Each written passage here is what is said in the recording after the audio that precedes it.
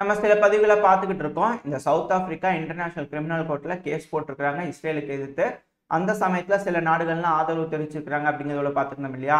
International criminal கோர்ட்ல அந்த case ஆரம்பிச்சாச்சு. அந்த கேஸ் ஆரம்பிச்சதுல இது போல பல விஷயங்கள் இஸ்ரேல் செஞ்சிருக்காங்க அப்படின்னு வீடியோ ஆதாரத்தோட அவங்க நிரூபிச்சு இது போல சொல்லிட்டு இருக்கிறாங்க. பல மக்கள் உயிரிழந்துட்டு இருக்காங்க, பல குழந்தைகள், பல அம்மாக்கள் இறந்துகிட்டு இருக்காங்க. ஏன்னா அது ரொம்ப சின்ன இடம், சின்ன பகுதியில இது போல தாக்குதல் பண்ணா அதிகமான உயிர் சேதங்கள் ஏற்படும் அப்படிங்கிறது போல விஷயங்கள்லாம் அவங்க தரப்புல இருந்து முன் வச்சுக்கிறாங்க. சவுத் ஆப்பிரிக்கா தரப்புல இருந்து எல்லாத்தையும் கேட்டுக்கிறாங்க. விடிய விடிய கதையை கேட்டுட்டு ஏதோ சொல்லுவாங்க இல்லையா, அது போல நடந்துரும் அப்படிங்கிறது போல சில அனலிஸ்ட் சொல்றாங்க. ஏன்னா அப்பவே இந்த கருத்துக்கள்லாம் வைக்கும் போதே சில நாடுகளுக்கு உடன்பாடு இல்லை அப்படிங்கிறதோட சொல்லப்பட்டு வருது. இதனால இந்த இன்டர்நேஷனல் கிரிமினல் கோர்ட் ஏதோ அப்பா டக்கர் இன்டர்நேஷனல் கோர்ட்டு ஏதோ தீர்க்கமான முடிவு எடுப்பாங்க, நல்ல முடிவுகள் எடுப்பாங்கன்னு சொல்றாங்க இல்லையா? அது போல என்ன முடிவு எடுக்க போறாங்க, என்ன நடக்க போகுது அப்படிங்கிறத பொறுத்து இருந்து பார்ப்போம். இப்போ இந்த கோர்ட்ல நடக்கக்கூடிய விஷயம், இந்த சவுத் ஆப்பிரிக்கா போட்டுக்கிறதுக்கு எதிர்ப்பு இஸ்ரேலோட பிரைம் மினிஸ்டரான நெத்தன்யாகு அவர்கள் வந்து கண்டனம் தெரிவிச்சிட்டாரு. என்னங்க பண்ணிட்டு இருக்கிறீங்க அப்படிங்கிறதுல அவர் கண்டனம் தெரிவிச்சிட்டாரு. பட் ஆனா இப்போ இந்த இன்டர்நேஷனல் கிரிமினல் கோர்ட்ல ரெண்டு வாய்ப்பு இருக்கு. ஒன்னு, ஆமா இஸ்ரேல் குற்றம் பண்ணிக்கிறாங்க, அது போர் குற்றம் அப்படின்னு நிரூபணம் ஆயிடுச்சுன்னா ரஷ்ய அதிபரான விளாடிமிர் புட்டின் அவர்கள் மேல எப்படி கைது வாரண்ட் போட்டிருந்தாங்க, அதே ஒரு வாரண்ட்டை இவருக்கு ஒரு காப்பி எடுத்து அனுப்பிச்சு வைப்பாங்க, பேரை மட்டும் மாத்தி அப்படிங்கிறதோட சொல்லப்பட்டு வருது. இதனால இஸ்ரேலோட போக்குவரத்து ஏதாவது நிக்குமா, சாங்ஷன்ஸ் ஏதாவது போடுவாங்கன்னா அதெல்லாம் ஒன்றும் போட மாட்டாங்க. ஏன்னா போடுறதே மேற்குலக நாடுகள் தான். மேற்குலக நாடுகள் ஆதரவா இருக்கும்போது யாருமே கொண்டு வந்து சாங்ஷன் போட போறா இஸ்ரேல் மேல? அப்படி போட்டா சீனா போடலாம். ஆனா சீனாக்கு இஸ்ரேலுக்குமே கொஞ்சம் உறவு இருக்கு.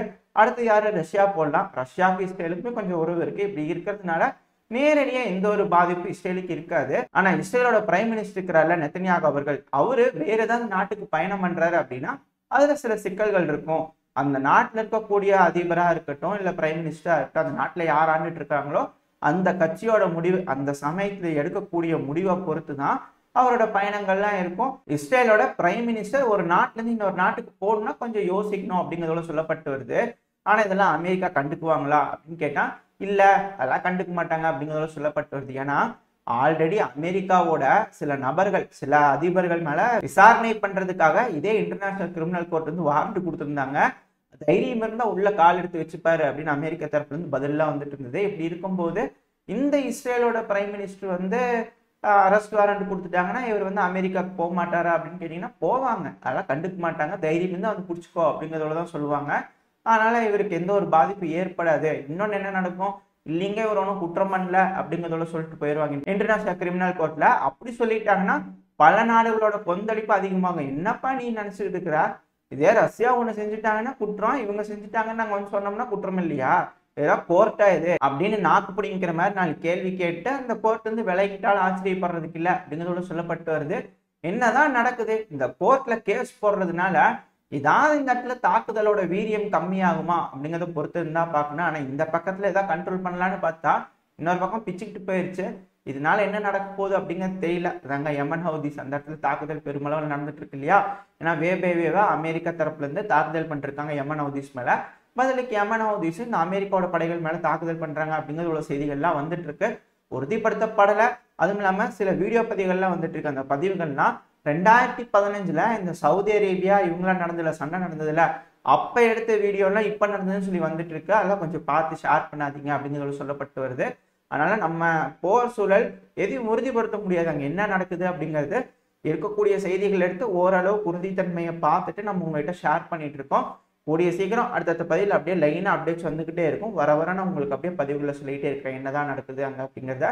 ரஷ்யாவோட செக்யூரிட்டி கவுன்சிலோட டெபுட்டி சேர்மனான டிமிட்ரி மெத்வதேவ் அவர்கள் இவர் ரஷ்யாவோட முன்னாள் அதிபராகவும் இருந்துக்கிறார். இந்த டிமிட்ரி மெத்வதேவ் அவர்கள்கிட்ட இருந்து ஒரு ஸ்டேட்மெண்ட் வந்துருக்கு. என்ன சொல்லிக்கிறாருன்னா, இங்க பாருங்க உக்ரைன், எங்களோட மிசைல் லான்ச் சைட்ஸ் மேலாம் தாக்குதல் பண்ணீங்கன்னா நாங்க அணு ஆயுதம் பயன்படுத்திடுவோம் அப்படிங்கிறது போல இவரு தரப்புல இருந்து ஒரு மிரட்டல் வந்திருக்கு. இந்த மிரட்டலுக்கு உக்ரைன் தரப்புல இருந்து எந்த ஒரு ரெஸ்பான்ஸும் அந்த மாதிரி இல்ல. ஆனா இதுக்கு என்ன அர்த்தம்னா, ரஷ்யாவோட சட்டப்படி இது போல மிசைல் லான்ச் பேட்ஸ்ல தாக்குதல் பண்ணாங்க, இதனால ரஷ்யாக்கு இழப்பு ஏற்படுச்சுன்னா அவங்களோட நியூக்ளியர் ஆயுதங்களை வந்து பயன்படுத்திடுவாங்க எதிரிகள் மேல அப்படிங்கிறத இதோட எடுத்துக்காட்டா இருக்கு. அந்த லாவை வந்து இவர் சொல்லி காமிச்சு மிரட்டுறாரு உக்ரைன் அப்படிங்கிறதோட சொல்லப்பட்டு வருது.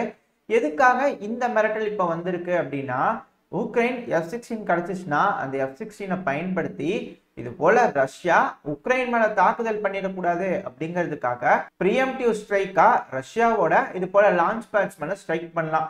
அதாங்க ஏர் டு கிரவுண்ட் ஆப்ரேஷன். நம்ம போன பதிவில், அதாவது 2 பதிவுக்கு முன்னாடி பார்த்துருப்போம்னு நினைக்கிறேன்.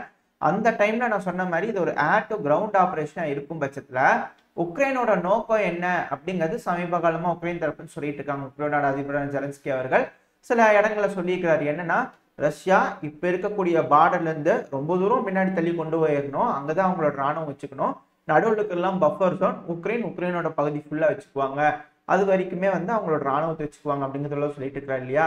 எல்லாம் வச்சு பார்க்கும்போது அப்போ உக்ரைனோட எண்ணம் ரஷ்யாவோட சில பகுதிகள் மேல தாக்குதல் பண்றதா இருக்கு. அப்போ இந்த F-16 பயன்படுத்தினாலே இந்த ரஷ்யாவோட சில இலக்குகள் மேல தாக்குதல் பண்ணும், அப்படி தாக்குதல் பண்ற மாதிரியான இன்ஃபர்மேஷன் கிடைச்சிருக்கும் ரஷ்யாவுக்கு. அதனால இது போல மிரட்டல் விட்டு இருக்காங்க அப்படிங்கிறத சொல்லப்பட்டு வருது அனலிஸ்ட் தரப்பு. ஆனா இன்னும் சில அனலிஸ்ட்ல என்ன சொல்றாங்கன்னா, இல்லைங்க, இந்த F-16 ஃபைட்டர் ஜெட்ஸை முழுமையா இந்த கிரீமியாவை மீட்டெடுக்கிறதுக்காக தான் பயன்படுத்துவாங்க. ஏன்னா உக்ரைனோட அதிபர் சில வேர்ட்ஸ் எல்லாம் யூஸ் பண்ணிக்கிறாரு.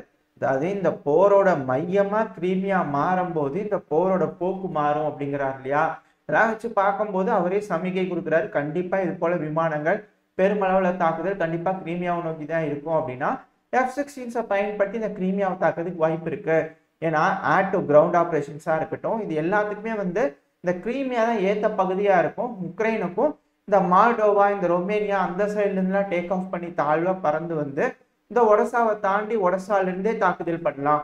அது போல பியாண்ட் விசுவல் ரேஞ்ச் அட்டாக்ல இருக்கலாம் ஏர் டு ஏர் என்கேஜ்மெண்ட்டுக்கு. ஏன்னா ரஷ்யா அவங்களோட விமானங்களை தூக்கிட்டு வருவாங்க, இங்க இருக்கக்கூடிய உக்ரைனோட வீரர்கள் பைலட்ஸ்க்கு தாக்குதல் பண்ணிட்டு கொஞ்சம் ரிட்டர்ன் பண்ணி போறதுக்கு கொஞ்சம் ஈஸியா இருக்கும். ஆனா ரஷ்யாவுக்கு அந்த விமானங்களை தாக்கி அளிக்கிறதுல சில சிரமங்கள் இருக்கும். ஏன்னா இப்போ ரஷ்யா ஏவக்கூடிய மிசைல் கொஞ்சம் மிஸ் ஆச்சுன்னு வச்சுங்க, அது எங்க போய் விழுகும் அப்படின்ற ஒரு கேள்வி இருக்கு. அது போய் நாட்டோ நாடுகள் மேலே விழுந்துருச்சு, இப்போ நாட்டோ நாடுகளோட என்கேஜ்மெண்ட் ஆயிடுச்சு அப்படின்னா அது உலக போருக்கு போயிடும், அது ரஷ்யா விரும்பாது. அதனால உக்ரைன் இந்த ஒடசா பகுதி கொஞ்சம் சிறுசா இருக்கு இல்லையா, இந்த பகுதியில பயன்படுத்த வாய்ப்பு இருக்கு அப்படிங்கிறது போல சொல்லப்பட்டுட்டு இருக்கு. என்ன நடக்க போகுது அப்படிங்கிறத பொறுத்து தான் பார்க்கணும். அடுத்தது இந்த இஸ்ரேல் காசா பிரச்சனைக்கு போயிடலாம். ஏன்னா மிகப்பெரிய பிரச்சனையே இப்ப மாறி இருக்குது. இந்த யமன் ஹவுதிஸ் அமெரிக்கா மேல தாக்குதல் பண்றாங்க, அமெரிக்கா யமன் ஹவுதிஸ் மேல தாக்குதல் பண்ணியாச்சு. இதெல்லாம் நடந்து முடிஞ்சதுக்கு அப்புறமா இந்த சவுதி அரேபியாவோட ஏர் ஸ்பேஸை ஓபன் பண்ணி விட்டாங்க. அந்த ஏர் ஸ்பேஸ் வழியா தான் அமெரிக்கா பயன்படுத்தி, அந்த சவுதியோட ஏர் ஸ்பேஸை பயன்படுத்தி தான் இப்ப இந்த ஹவுதிஸோட நிலைகள் மேல தாக்குதல் பண்ணிக்கிறாங்க அமெரிக்காவோட விமானங்கள். இப்ப சவுதி இந்த அமெரிக்காவோட லஜிஸ்டிக்கல் ஹப்பா வேலை செய்யுதா, அதாவது போக்குவரத்துக்கு உதவி பண்ணக்கூடிய விஷயத்துக்கு பயன்படுத்துதா. ஏன்னா இப்படிதான் யமன் ஹவுதிஸ் டோரை திறங்கப்பா, நாங்க போய் சண்டை பிடிக்கிறோம் இஸ்ரேல் அப்படின்னு கேட்டாங்க. அந்த சமயத்துல இல்ல, எங்க வழியா யாரும் போகக்கூடாது, எங்க வழியா மிசைல் போகக்கூடாது, ட்ரோன் போகக்கூடாது, அப்படி இப்படின்னு பல வகையான விஷயங்கள்லாம் சொல்லி கட்டுப்படுத்தி வச்சிருந்தாங்க யமன் ஹவுதிஸை. இப்ப என்னங்க நீங்க மட்டும் இப்ப அமெரிக்காவுக்கு டோரை திறந்து விடுறீங்க அப்படிங்கிறத கேள்வி வருது. அப்ப சவுதியோட நிலை அமெரிக்கா சார்பா, ஆனா இவங்க பிரிக்ஸ்ல இருக்கிறாங்களே, அப்புறம் என்ன ஆச்சு, மனம் மாறிட்டாங்களா? இப்ப என்ன இப்பவும் அவங்க சவுதி மேற்குலகம் பக்கம் தான் இருக்கிறாங்க அப்படிங்கிறது போல சில செய்கைகள்லாம் காட்டுறாங்க. அது மட்டும் இல்லாம சவுதியோட ஃபாரின் மினிஸ்டர் கிட்ட இருந்து ஒரு ஸ்டேட்மெண்ட் வந்துருக்குது, இந்த பிராந்தியத்துல பிரச்சனை பெருசாகக்கூடாதப்பா, எல்லாம் அமைதியா இருங்க அப்படிங்கிறதுல திரும்ப ஒரு தரப்புல இருந்து ஒரு வார்னிங் வர மாதிரி வருது. இதெல்லாம் வச்சு பார்க்கும்போது சவுதிக்கு நேரடியா இந்த காசாக்கு உதவணும், இதனால ஏதாவது ஒரு அழுத்தம் கொடுத்து இந்த காசால இருக்கக்கூடிய பிரச்சனைக்கு முடிவு கொண்டு வரணும் அப்படிங்கிறது போல எண்ணம் இல்லை அப்படிங்கிறதோட சொல்லப்பட்டு வருது. எதுனாலும் பொறுத்துன்னு தான் பார்க்கணும். ஏன்னா இதெல்லாம் அசம்சன் தான். அமெரிக்கா எப்படி போய் தாக்குதல் பண்ணாங்க அப்படின்னு கேள்வி வரும்போது நாளைக்கெல்லாம் இப்படி வந்தாங்க அப்படி வந்தாங்க சொல்லுவாங்க இல்லையா, அப்பதான் தெரிய வரும் இது போர் சூழல், இது போல இவங்க பண்ணிட்டாங்க, அது போல அவங்க பண்ணிட்டாங்கன்னு பலரும் சொல்லிட்டு இருப்பாங்க. அந்த கருத்துக்களை நம்ம பார்த்துக்கிட்டு இருக்கோம். பொறுத்திருந்து பார்ப்போம். ஹவுதிஸ் பதிலடி கொடுப்போம், எங்க மேல தாக்குதல் பண்ணிக்கிறீங்க, அதெல்லாம் சும்மா விட்டுற மாட்டோம் அப்படிங்கிறது போல ஹவுதி தரப்பு திரும்ப ஒரு மிரட்டல் வந்திருக்குது. இதுக்கு அமெரிக்கா தரப்பு என்ன ரெஸ்பான்ஸ் வரும் அப்படிங்கிறது தெரியல. அமெரிக்கா முதல்ல ஹவுதியோட கேபிட்டலான சனால தாக்குதல் பண்ணாங்களா, திரும்பவும் ஒரு ஸ்ட்ரைக் பண்ணிக்கிறாங்க. அதாவது முதல் வேவ் தாக்குதலை முடிச்சுட்டு 2வது வேவ் தாக்குதலை தொடங்கி இருக்கிறாங்க அப்படிங்கிறத சொல்லப்பட்டு வருது. இது தொடர்ந்து நடந்துகிட்டே இருக்குமா, கம்ப்ளீட் டீமிலிட்டரைசேஷன் இந்த யமன் ஹூதிஸ் மேல பண்ணுவாங்களா, இல்ல சும்மா இது ஒரு வார்னிங் மாதிரி 2 தாக்குதல் பண்ணிட்டு போயிடுவாங்களா அப்படிங்கிறது தெரியல. பொறுத்திருந்து பார்ப்போம். இதனால யமன் ஹவுதிஸை கட்டுப்படுத்திட முடியுமா, இல்ல பதிலுக்கு இதுக்கு மேல யமன் ஹவுதிஸ் அதிக அளவுல ட்ரோன்களை பயன்படுத்தி ஏற்கனவே இழப்பை ஏற்படுத்திட்டேன்றாங்க, அதே போல இழப்புகள் பெருமளவுல அமெரிக்க படைகளுக்கு ஏற்படுத்திட்டாங்கன்னா இந்த பிராந்தியத்துல பல நாடுகளும் உள்ள வர்றதுக்கு வாய்ப்பு இருக்கு அப்படிங்கிறதோட சொல்லப்படுது. ஏன்னா அமெரிக்கா இங்க வீக் ஆகக்கூடாது, வீக் ஆயிட்டாங்கன்னு தெரியுதுன்னா பல நாடுகள் அதை அட்வான்டேஜா பயன்படுத்தி இந்த போரை பெருசாக்கி யமன் ஹவுதிஸுக்கு இன்னும் அதிகமான ஆயுதங்கள் கொடுப்பாங்க, இல்லை டைரக்டா அவங்களும் கான்ஃபிளிக்ட்ல இன்வால்வ் ஆகிறதுக்கு வாய்ப்பு இருக்கு. அதனால இந்த பிராந்தியத்துல நடக்கக்கூடிய பிரச்சனைய மிக பெருமளவுக்கு தான் போகுமே தவிர முடிக்கிறதுக்கான வாய்ப்பு இல்லை. இதுக்கான வேலைகள்ல சவுதி அரேபியா ஈடுபட்டு இருக்காங்க. அதாவது முடிச்சு வைக்கணும் அப்படின்னு நினைக்கிறாங்க அப்படிங்கிறத சொல்லுது. ஆனா இது எந்த அளவுல கை கொடுக்கும் அப்படிங்கிறது தெரியல. ஏன்னா சவுதியும் சரி ஈரானும் சரி பிரிக்ஸ்ல இருக்கிறாங்க. ஈரான் ஹவுதிஸ்க்கு உதவி பண்றாங்க. ஆனா ஹவுதிஸ்க்கு எதிராக சவுதி இருக்கு. இவங்க 2 பேருமே பிரிக்ஸ்ல இருக்கிறாங்க. இது எப்படி ஒரு கூட்டணியில இருக்கக்கூடிய நாடுகளுக்குள்ள ஒத்து வரும்? இதனால கருத்து வேறுபாடு வருமா? இந்த பிரிக்ஸ் இப்பதான் ஏதோ பெருமளவில் எக்ஸ்பேண்ட் ஆயிருக்கு. கூடிய சீக்கிரத்தில் அது உடஞ்சிருமா அப்படிங்கிறது போல கேள்வியெல்லாம் வருது. ஏன்னா கருத்து வேறுபாடுகள் இருக்கிறதுனால. இல்லை இந்த பிராந்தியத்துல அமைதி கொண்டு வரணுன்றதுக்காக எல்லா நாடுகளும் ஒன்னா சேர்ந்து பிரச்சனையை முடிப்பாங்களா அப்படிங்கிறது தெரியல. இதனால இந்த இஸ்ரேல் காசா போர்ல ஏதாவது மாற்றம் வருமா அப்படிங்கிறத பொறுத்து தான் பார்க்கணும். இதோட இந்த பதிவை நான் முடிச்சுப்போம். இந்த பதிவு அப்படின்னு உங்களுக்கு பிடிச்சிருக்கா? பிடிச்சா லைக் பண்ணுங்க, ஃப்ரெண்ட்ஸ் அண்ட் ஃபேமிலியோட ஷேர் பண்ணிக்கோங்க. அது கூடவே மறக்காம இந்த பதிவு அப்படின்னு உங்களோட கருத்துக்களை கமெண்ட் செக்ஷன்ல சொல்லிடுங்க. இந்த பதிவு நல்லா இருந்திருக்குன்ற நம்பிக்கையில் அடுத்த பதிவு உங்களை சந்திக்கிற. அது வரைக்கும் ஸ்டே சேஃப். By by.